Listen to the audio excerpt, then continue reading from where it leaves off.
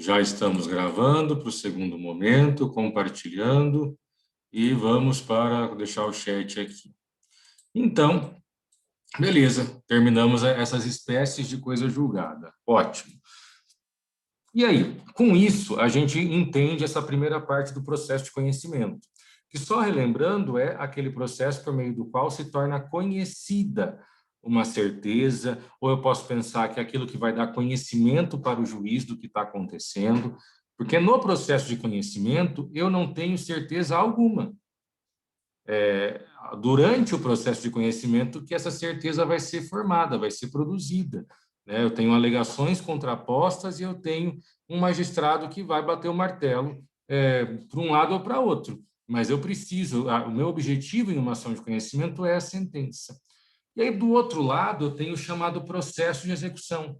E esse processo de execução é justamente o objeto do nosso estudo esse semestre. O que é o processo de execução, né? Ou quando ele acontece? Nós temos processo de execução quando eu já possuo um título executivo.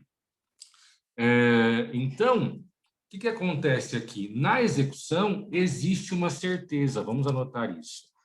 No processo de execução, e entenda que processo de execução ele é gênero, tá? Porque nós temos execução judicial e execução extrajudicial. A gente vai falar sobre isso daqui a pouco. No processo de execução, há uma certeza anterior ao próprio processo.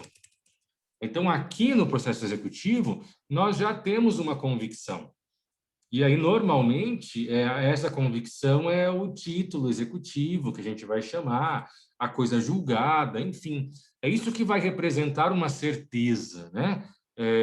E todo o processo de execução, ele depende da existência de um título executivo. Vamos também colocar essa situação, né? Há uma certeza anterior ao próprio processo. Essa certeza está, né, inserida no título executivo.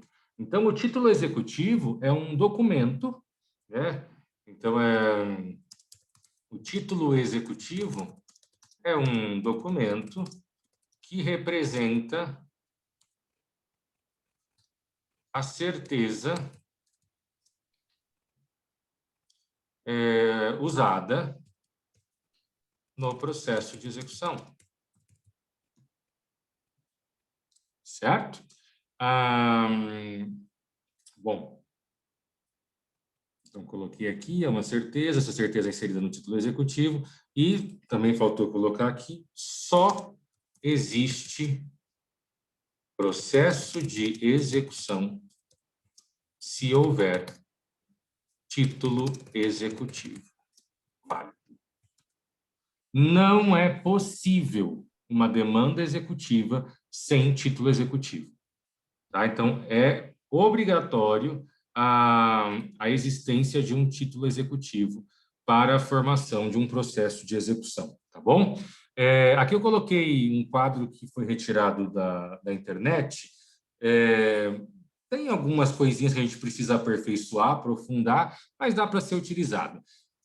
Hoje, é muito comum não se usar mais o nome processo de execução e processo de conhecimento. Mas muita gente ainda usa, mesmo porque o código vai falar dessa forma. Mas nós também podemos chamar de fase de conhecimento ou de fase de execução. Por quê? Porque antigamente funcionava assim, pessoal.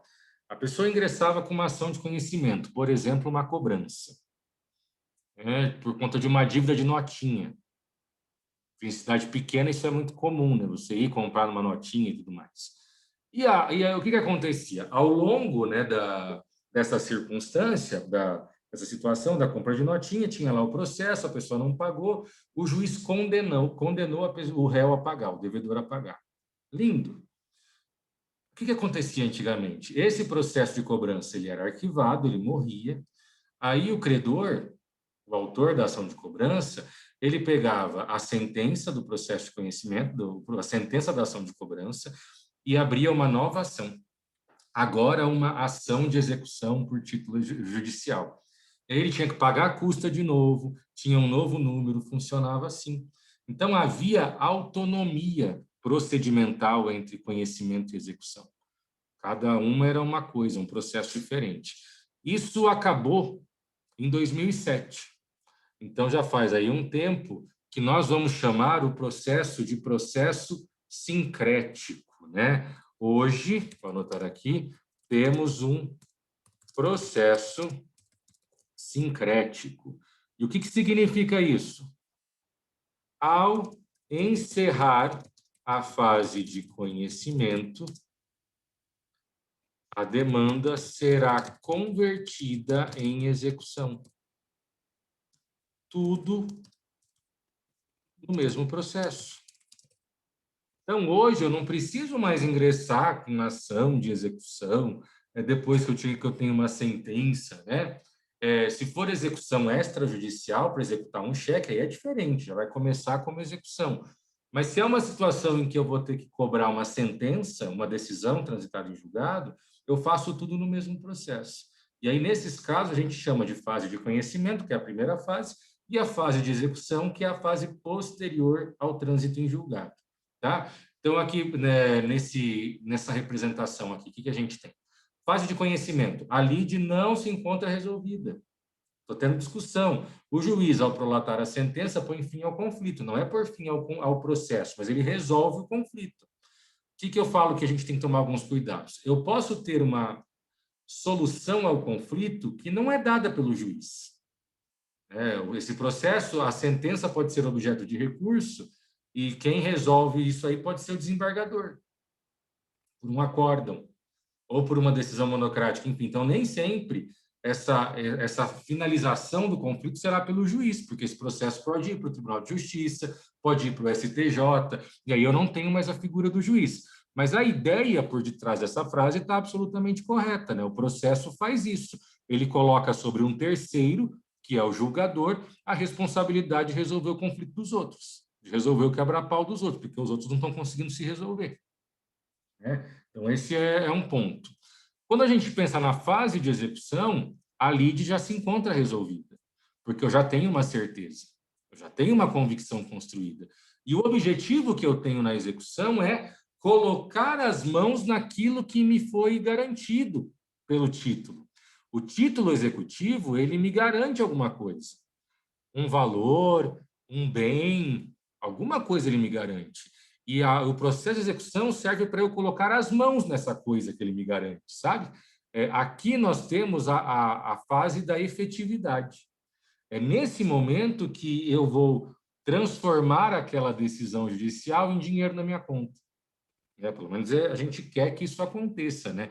Nem sempre vai ser assim, mas a gente quer que isso aconteça. Então, aqui são diferenças muito importantes entre essas duas modalidades. Coloquei aqui para você, apesar que eu já tinha anotado, o ponto crucial de uma execução é a existência de um título executivo. E o que é o título executivo? É um instrumento que representa uma obrigação líquida, certa e exigível. Meus queridos, essa é a definição mais usada de título executivo. Título executivo é um instrumento que você pode entender como um documento que representa uma obrigação. Você já estudou direito civil obrigações, né? Uma obrigação líquida, certa e exigível. Então, o título executivo, para ser válido, e eu vou anotar isso aqui, o título executivo, para ser válido, são necessárias as três características ao mesmo tempo.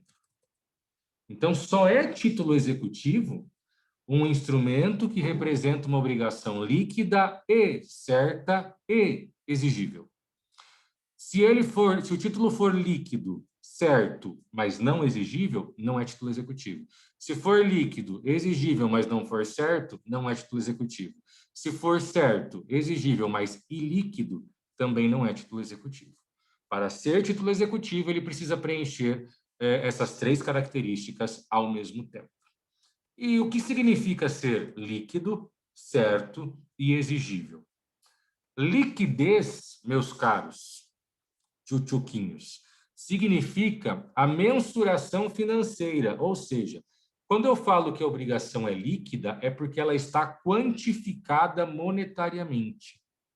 Então, eu sei o valor exato que representa aquela obrigação. Então, se o juiz estabeleceu que o cara me deve e condenou o cara a me pagar R$ 5.000, essa é a liquidez, é o valor que ele tem que me pagar.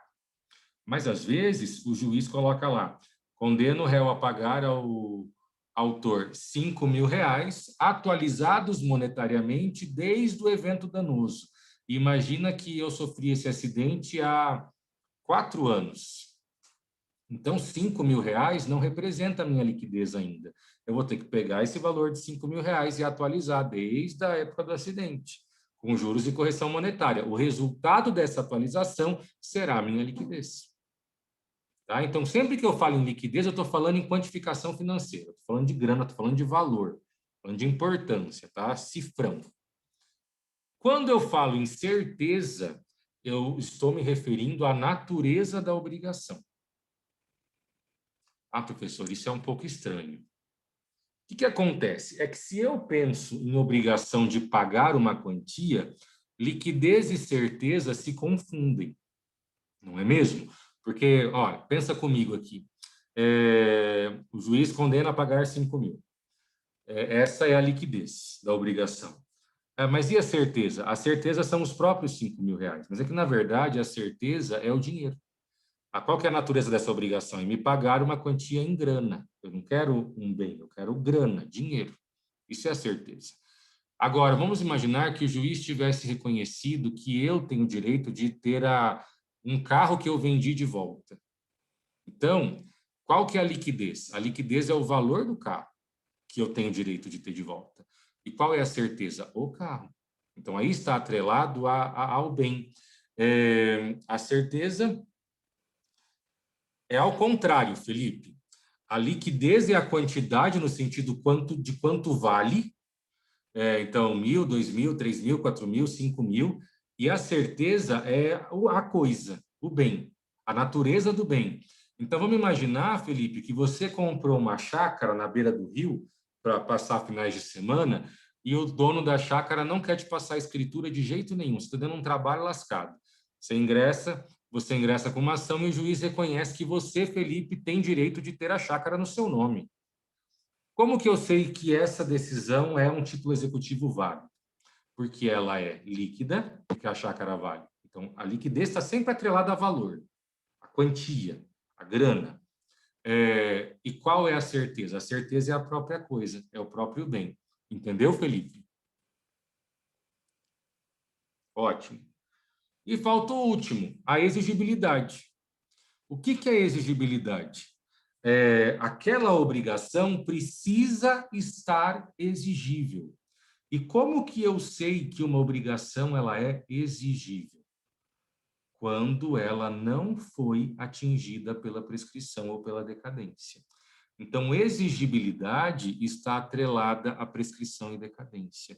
Lembra que eu comentei? Tudo no direito é atingido pela prescrição.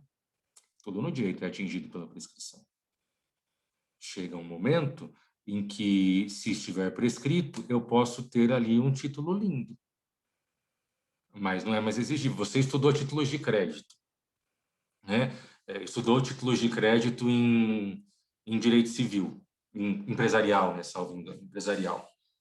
E aí, por exemplo, qual é o prazo prescricional da nota promissória? Você lembra? Em quanto tempo prescreve a nota promissória?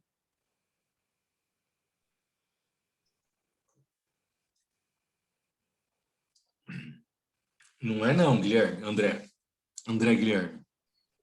É 3 anos? 3 anos. Nota promissória é 3 anos. Mas é isso mesmo, tem que arriscar mesmo. Responde.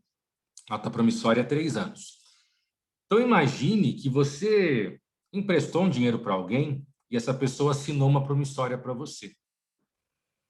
Lindo. Tá linda a promissória. Não tem uma rasura, um rabisco, preenchida corretamente, porque o que mais a gente vê é a promissória tudo errado. E aí, chegou a hora de pagar, o cara não pagou, você está tentando receber, não consegue, E aí você fica acreditando que essa pessoa vai te pagar, e ela só te enrolando, você também não está precisando tanto daquele dinheiro, era uma pessoa muito amiga sua, então você fica também com receio de parecer mal educado, sei lá. Porque a gente fica cheio de dedos, né, quando a gente conhece. É muito complicado essas coisas. É, e aí nessa brincadeira passa 3 anos e meio. A hora que você perdeu totalmente a paciência, você fala, não, eu vou cobrar essa promissória. Aí você quer, a ação de execução, ela é mais rápida. A execução, ela tende a ser bem mais rápida que a cobrança. Você fala, vou executar essa promissória. Não vai. Não vai. Né? Exatamente, André. Não vai executar essa promissória. Por quê? Ela é certa? É. Ela é líquida? É. Ela é exigível? Não. Já chegou a prescrição até ela. Então, ela perdeu uma das características. Isso é suficiente para desconstituir o título executivo. Ainda que eu ingresse com uma execução, ação de execução de título extrajudicial, usando essa promissória como base, isso vai chegar no judiciário e o juiz vai converter em cobrança. A ação de cobrança é uma ação de conhecimento. Aí, como que vai ficar? Essa nota promissória vai ser um instrumento de prova, o juiz vai analisar isso e vai dar uma sentença. E aí, a sentença do juiz, se transitar em julgado, né, se não for objeto de recurso, ela será o título executivo. Ela vai substituir a promissória sendo o título executivo. Mas é um cuidado que a gente tem que ter. Cheque é ainda mais tenso ainda, porque cheque é 6 meses, né? Eu tenho prazo de apresentação, que pode ser 30 ou 90 dias, dependendo se o cheque é da mesma praça ou praça diversa. Então, se eu moro em Arapongas, o meu cheque é da agência daqui de Arapongas, e eu passo ele aqui em Arapongas, 30 dias para apresentação, mais 6 meses de prescrição. Agora, o meu cheque é de Arapongas, eu passo ele em Apucarana. 60 dias para praça é cidade, exatamente, praça é cidade. 60 dias para apresentação e depois 6 meses de prescrição. Então, né, acaba sendo muito rápido, porque é muito fácil ser enrolado 6 meses com uma pessoa que deve para você. É muito fácil. 6 meses não é nada, você pisca, deu 6 meses. Para pensar, jovem. Hoje você está no 7º semestre, né? Parece que foi ontem que você começou a faculdade. Você fala, não, mas para mim ainda está sendo muito sofrido pensar que eu ainda tenho 4, né, contando com esse pela frente. Espera terminar a faculdade, que você vai ver como vai ter parecido que você piscou. Passa muito rápido essas coisas. Então, para eu conseguir fazer uso de uma execução, eu tenho que ter essas 3 características. Professor, Oi? o protesto ele altera o prazo de prescrição do título? É uma excelente pergunta. Na verdade, a princípio, não. O protesto ele vai simplesmente constituir em mora o devedor. E isso é bacana, principalmente quando é uma dívida alta, você consegue fazer a atualização monetária não da citação do processo, mas do momento em que foi realizado o protesto. Mas ele não vai interferir nos prazos prescricionais. Isso não. O que o protesto vai fazer? Ele vai produzir efeito no prazo prescricional da cobrança.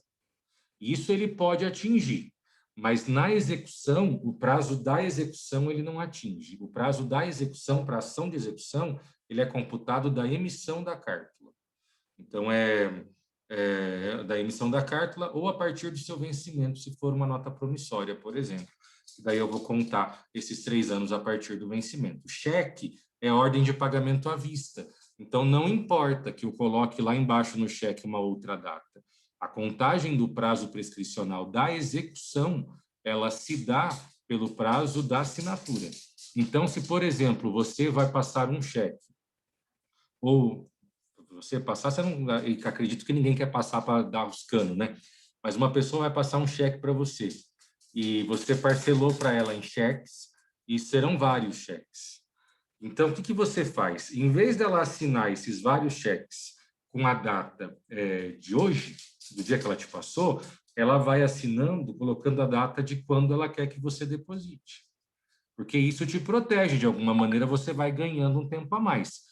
Claro que isso é um tiro no pé, ou por exemplo, existe uma chance ali de você está assumindo um risco? Tá, porque se a pessoa morrer, como é que você vai usar esse cheque? porque o cheque está com data futura, né? Então, existe esse problema, existe esse risco, mas são cuidados que a gente pode ter, né, para tentar estender um pouco mais esse prazo. Mas o protesto ele é muito importante para a Constituição em mora e ele é importante para a contagem do prazo prescricional do Código Civil, lá do artigo 203, sabe? Que é aqueles prazos de 1, 2, 3, 4, 5 anos. Aqueles prazos, o protesto tem efeito interruptivo daqueles prazos, mas da execução não. André, constituir em mora é registrar que a pessoa está atrasada. Registrar que ela mora é demora. Tá? É registrar que ela está com uma obrigação vencida com você. Tá? O que acontece? Se eu só ingresso com uma ação, existe uma atualização monetária que ela é contada, que a gente vai chamar de juros moratórios. O que é esses juros moratórios? É o juro aplicado sobre o valor que é computado pela demora no pagamento. Isso é cobrado do devedor. E como que isso funciona, André e demais? Se eu só entrei com a ação direto, a pessoa venceu a obrigação, os juros não é contado automático. Ele vai atualizar esses juros de mora de quando o devedor foi citado. E para isso eu tenho que ter o processo. Vai que eu esperei um ano para entrar com a ação. Eu perdi de ganhar esses juros por um ano. Perdi 12%, que é 1% ao mês. Dependendo do valor, isso é muita coisa. Agora, se eu protesto a pessoa, da data do protesto é considerada a constituição em mora, é considerado esse aviso da demora. Então, eu protestei depois de 6, 7 meses, um ano entrei com a ação. Esses juros moratórios vão ser contados desde a data do protesto, e não mais a data da citação. E isso pode ser muito benéfico. Entendeu, André? Ótimo. Então, beleza, vocês viram aí essa questão de certeza, liquidez e exigibilidade. O título executivo, nós temos duas modalidades. Existem dois tipos de títulos executivos. Há o título executivo judicial e nós temos o título executivo extrajudicial. Qual é a diferença entre eles, né? Entre o título executivo judicial e o extra? Mas, gente, eu fico bloqueando... E uma apitação aqui, silenciar. Eu silenciei por causa do... O meu WhatsApp do celular, ele não toca, ele não apita, não faz nada, só acende a luzinha. Mas quando eu coloco no computador, toca. E aí eu fui silenciando todo mundo que vinha conversar comigo para não ter essa questão. Mas aí pronto, já está resolvido. Vamos lá. Então, a gente tem o título executivo judicial e o título executivo extrajudicial. Basicamente, de maneira geral, qual é a diferença do judicial para o extra? Em regra, né, basicamente, a diferença é onde o título foi formado. Então, o título judicial, ele foi formado no judiciário, no poder judiciário, por isso judicial. E o título extrajudicial é aquele formado fora do poder judiciário. Basicamente é isso. Claro que tem exceção, né? A gente está falando de direito. Exemplo, e isso é um exemplo que vive sendo pegadinha. Lembra da sentença arbitral? Arbitragem, né, meio alternativo de solução de conflitos. E aí, na arbitragem, nós temos uma figura ali, uma figura importante, né, quando a gente pensa em arbitragem. A arbitragem não faz parte do Poder Judiciário, é uma empresa paralela, mas que produz julgamentos. A sentença arbitral, ela vale por si só.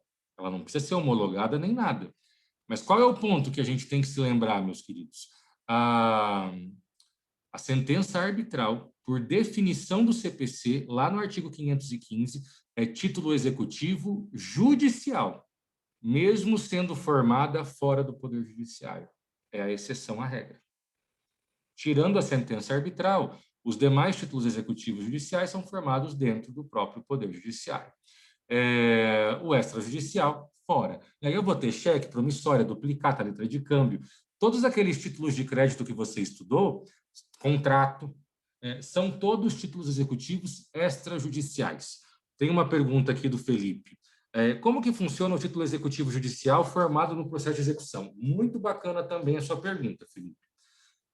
A rigor, nós não teremos um título executivo judicial formado no processo de execução extra, porque o processo de execução extra, ele já começa com o título executivo extrajudicial. Então, se eu estou com um cheque que foi emitido há um mês, eu posso ingressar com a execução extrajudicial.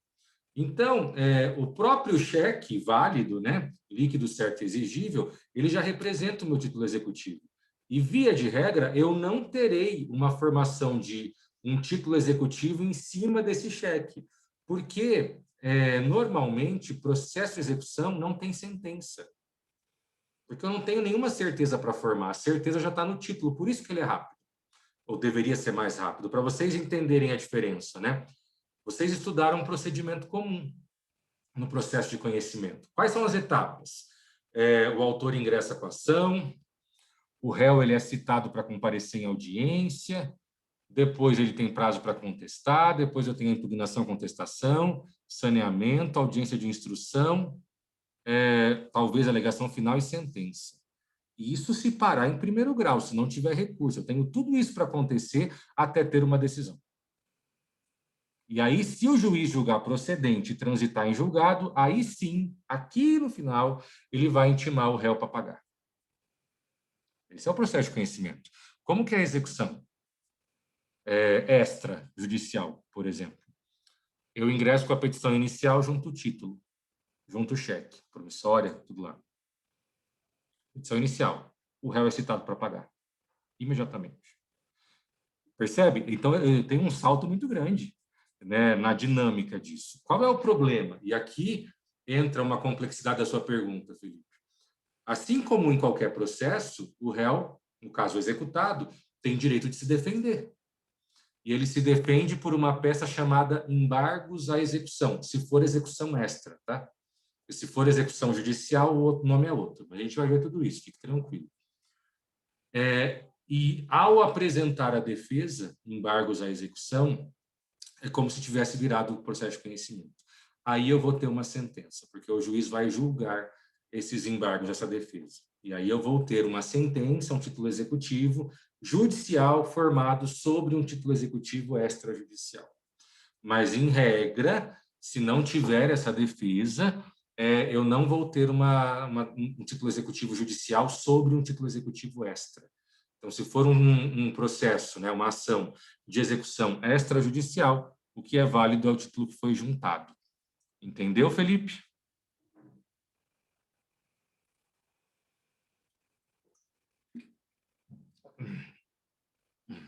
Imagina. Tem que perguntar mesmo. Último slide, para a gente encerrar o nosso bate-papo de hoje, e a gente deixa para se encontrar semana que vem novamente. No processo de conhecimento, o objetivo é formar, produzir, conhecer o título executivo. A ideia é formar o título executivo, que vai ser numa sentença, num acórdão, transitado em julgado. Mas eu tenho todo o período de discussão. Já o processo de execução, ele só tem lugar a partir da existência anterior de um título executivo, podendo ele ser judicial ou extrajudicial. Fechado? Alguma dúvida até aqui, meus caros? Querem perguntar? Se vocês tiverem casos práticos, às vezes você está no estágio, viu alguma coisa, me fala. Traz isso para a sala para a gente conversar e aí todo mundo fica sabendo disso, sabe? Traz isso para a gente conversar. Tudo certo? Alguma dúvida? Tá tudo bem? Respirando? Entendeu?